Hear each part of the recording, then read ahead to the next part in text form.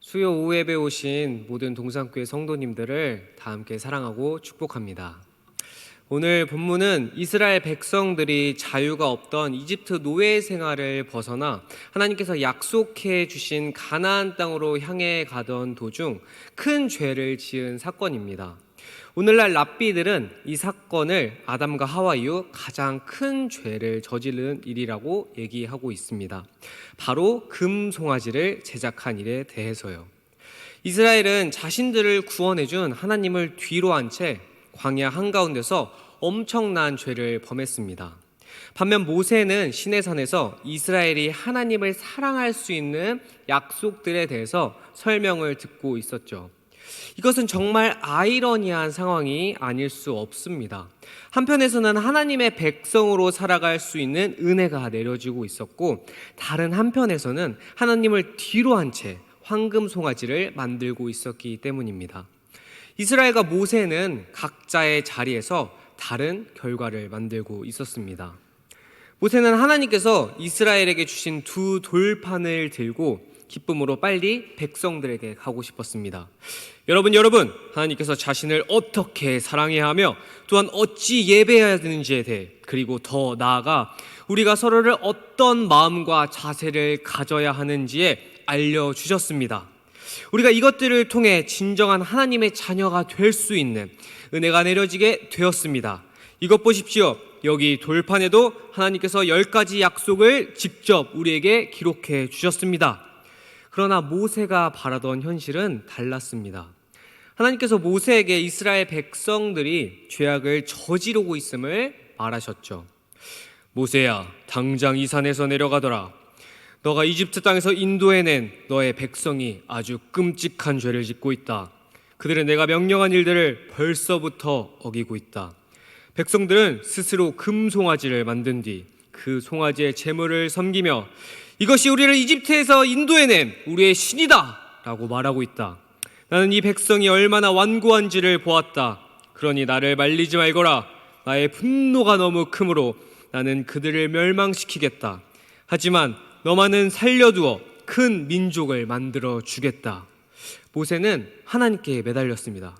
하나님, 어찌하여 주님의 백성에게 분노하십니까? 주님께서는 크신 능력과 힘으로 이 백성을 이집트에서 인도해내시지 않았습니까?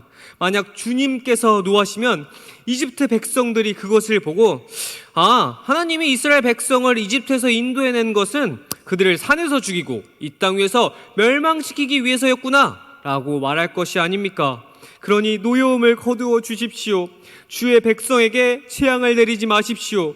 주의 종인 아브라함과 이삭, 이스라엘을 기억해 주십시오.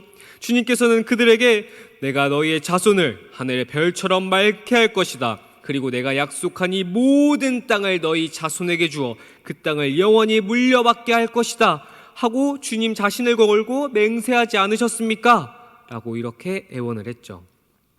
하나님께서 모세의 간절한 애원을 들으시고 분노의 마음을 거두셨습니다.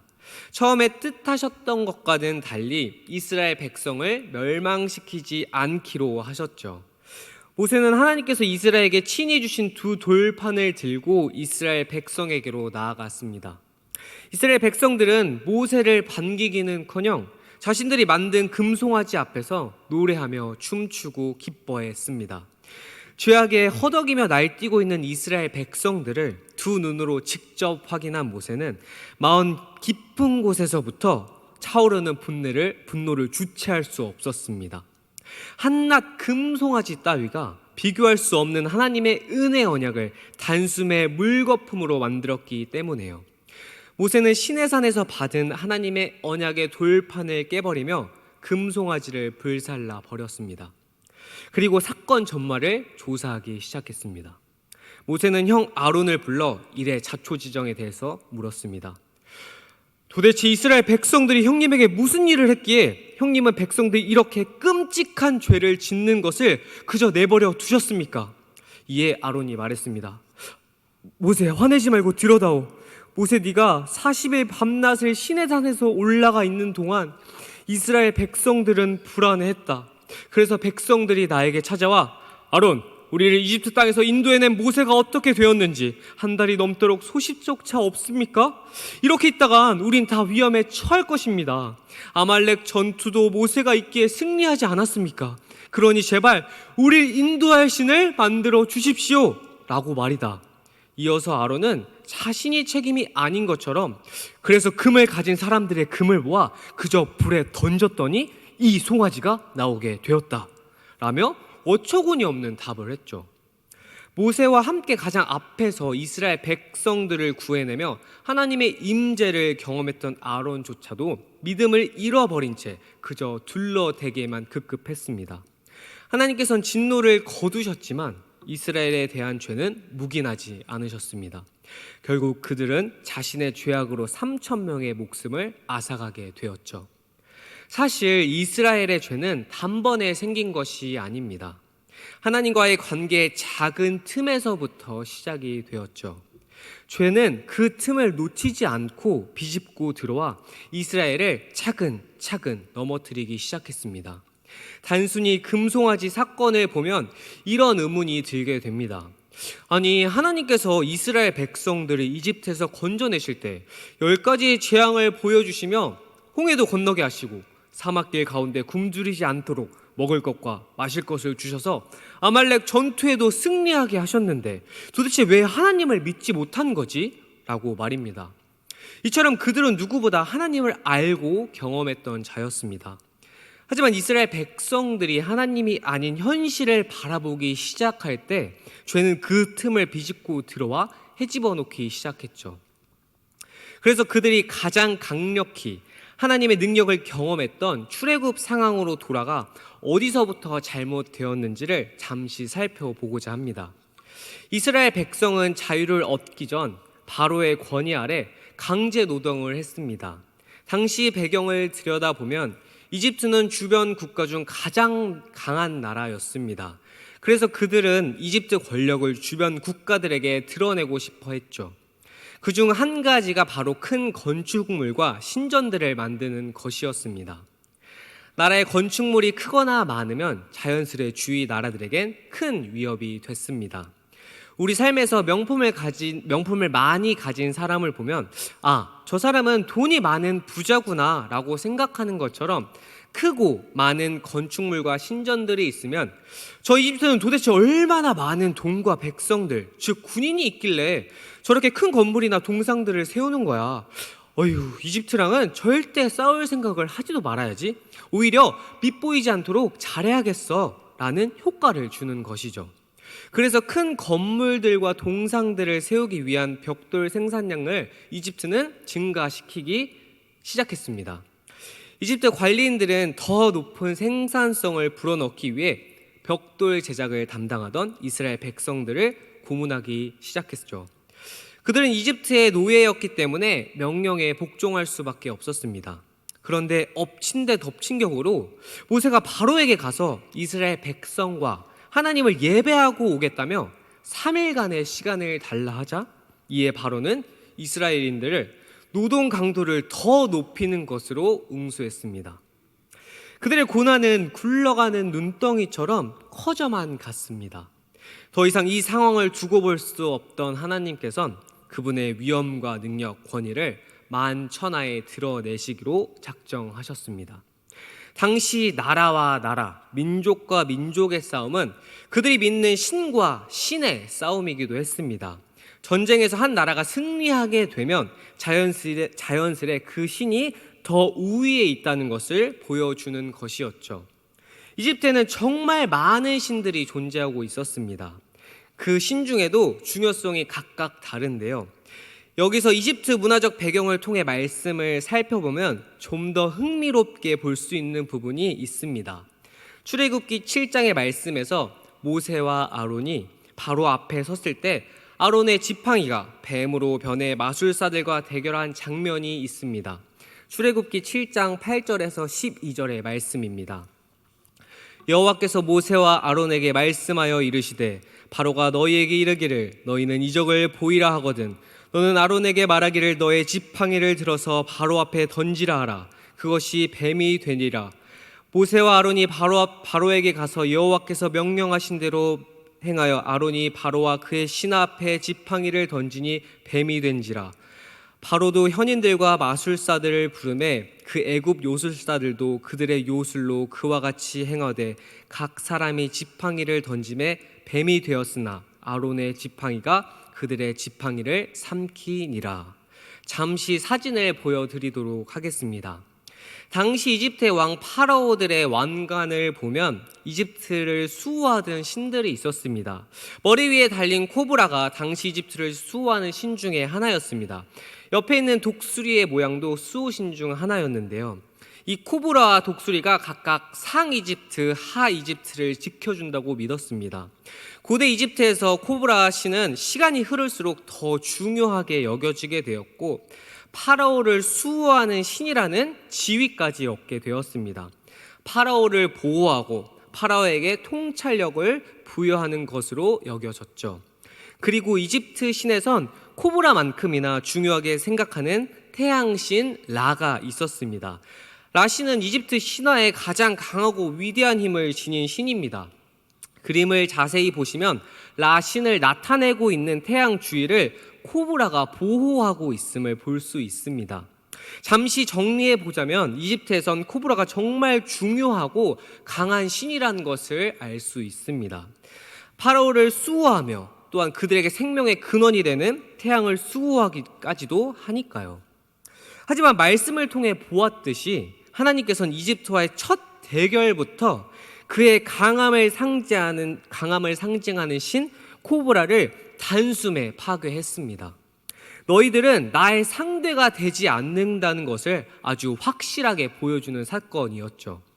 생명의 근원이라고 믿었던 나일강이 피로 변하며 재앙들이 시작되었고 태양이 가리워져 흑암에 이르기까지 하나님은 이집트에서 여러 신들과 중요신을 아주 철저하고 완벽하게 무너뜨려 나갔습니다. 그리고 그들이 믿었던 자신들의 왕이자 신 바로의 첫째 아들과 그를 포함한 이집트의 모든 첫째 아들들의 죽음으로 하나님께서 모든 것의 왕이자 창조주라는 사실을 열방에 떨쳤습니다. 이스라엘 백성들은 이집트에서 살며 자연스레 그들의 많은 신들을 알고 있었고 접해왔습니다. 그리고 어쩌면 그중 몇몇은 이집트의 많은 신들을 보며 불안해했을 수도 있습니다. 우리에겐 하나님 한 분뿐인데 이집트에겐 정말 많은 신들이 있으니까요. 우리 삶에서도 심심치 않게 볼 수 있듯 주님을 믿으면서도 점을 보거나 다른 미신들을 믿는 행동과 일맥상통한다고 할 수 있습니다. 그렇게 하나님께서는 자기 백성들에게 누가 진정한 신인지 아주 확실하게 알려주기 위해 이집트에 재앙을 내리셨습니다. 여호와 외에 다른 신은 그저 허수아비라는 것을 말입니다. 분명 이스라엘은 그들의 조상들을 통하여 여호와께서 그들의 하나님이라는 지식을 가지고 있었습니다. 그러나 하나님에 대한 확실한 그리고 현실적인 체험이 없는 백성이 바로 오늘 본문 속에 나타난 이스라엘 백성들이었습니다. 하나님은 이것을 명확하게 하시기 위해 그분의 무한한 능력을 이집트뿐만 아니라 이스라엘 백성들에게도 보여주셨죠. 그리고 이집트 사람들에게도 나는 세상 중에 여호와인 줄 너희가 알게 될 것이다.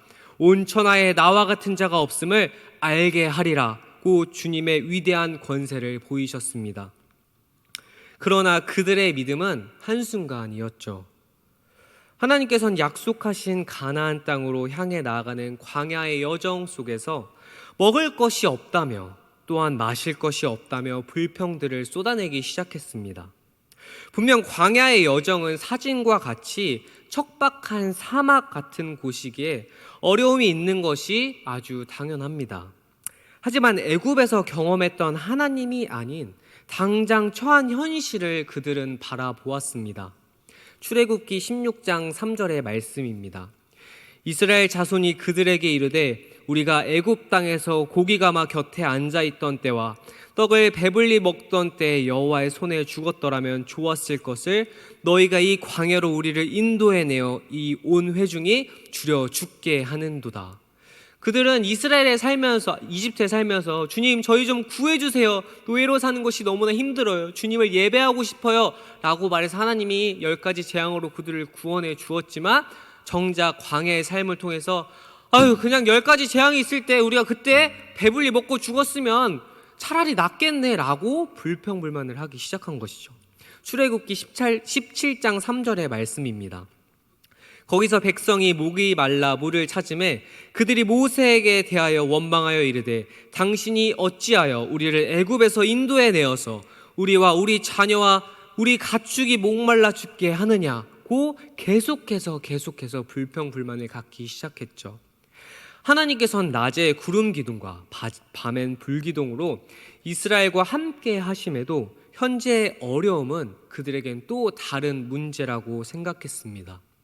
주님을 바라보지 않음이 그들을 죄에 걸려 넘어지게 만들고 있었죠. 현실만을 바라보던 이스라엘의 연약함은 결국 모세의 부재로 드러나게 되었습니다. 실은 모세가 그들을 떠날 수밖에 없었던 이유 또한 이스라엘 백성들 때문이었습니다.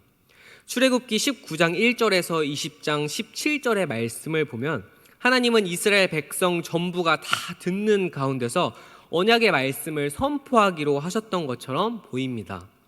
그러나 정작 20장 1절과 17절에서 하나님께서 십계명을 선포하셨을 때 이스라엘은 하나님께서 자신들의 귀에 직접 말씀을 들려주는 것을 감당하지 못했습니다. 그래서 그들은 출애굽기 20장 19절에서 모세에게 당신이 우리에게 말씀하소서 우리가 들으리이다. 하나님이 우리에게 말씀하시지 말게 하소서 우리가 죽을까 하나이다 라고 부탁했죠.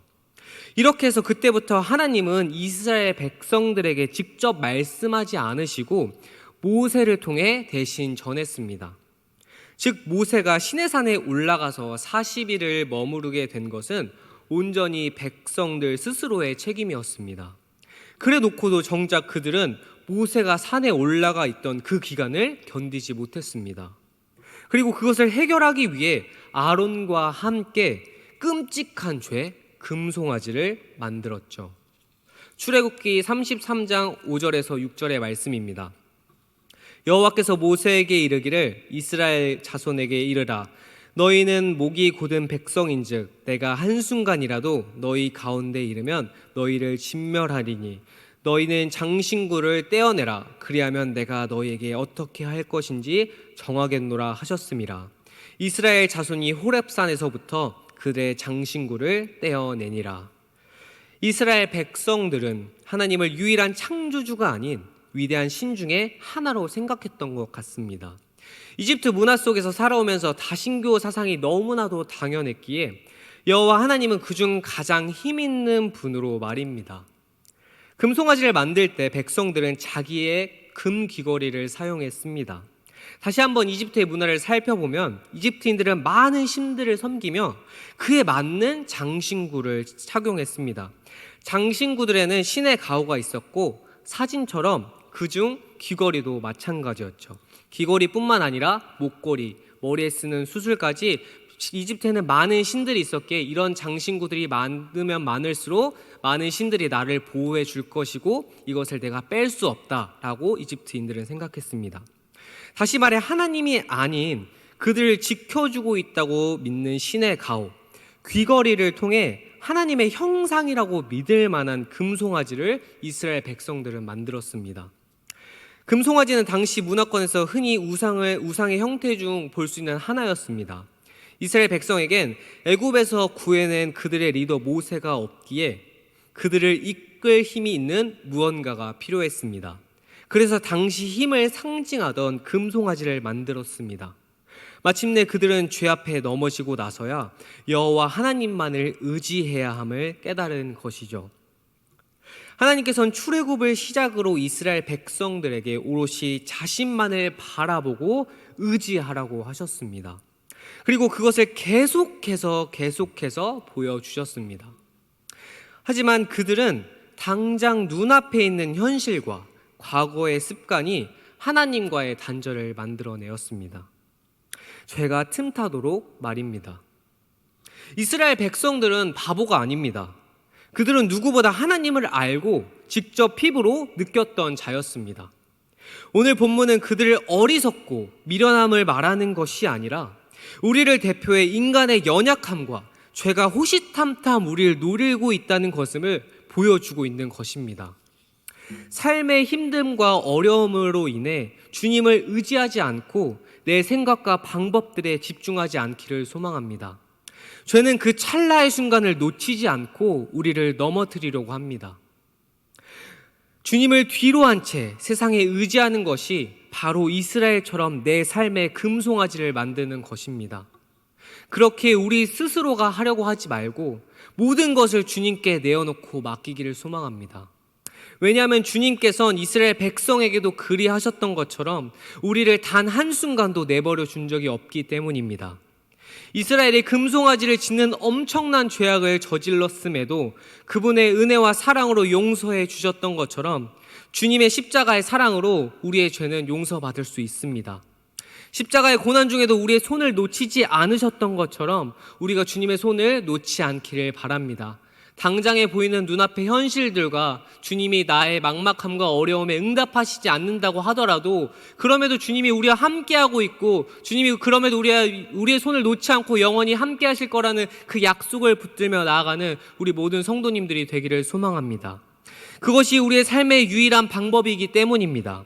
십자가 위에서 자신의 몸을 찢으심으로 하나님과 우리의 사이에 찢어진 틈을 메우신 예수 그리스도만이 승리할 수 있다는 그 승리의 확신을 붙들며 매일의 삶에서 예수 그리스도 한 분만을 붙들며 나아가는 우리 동산의 모든 성도님들이 되기를 소망하겠습니다. 기도하겠습니다.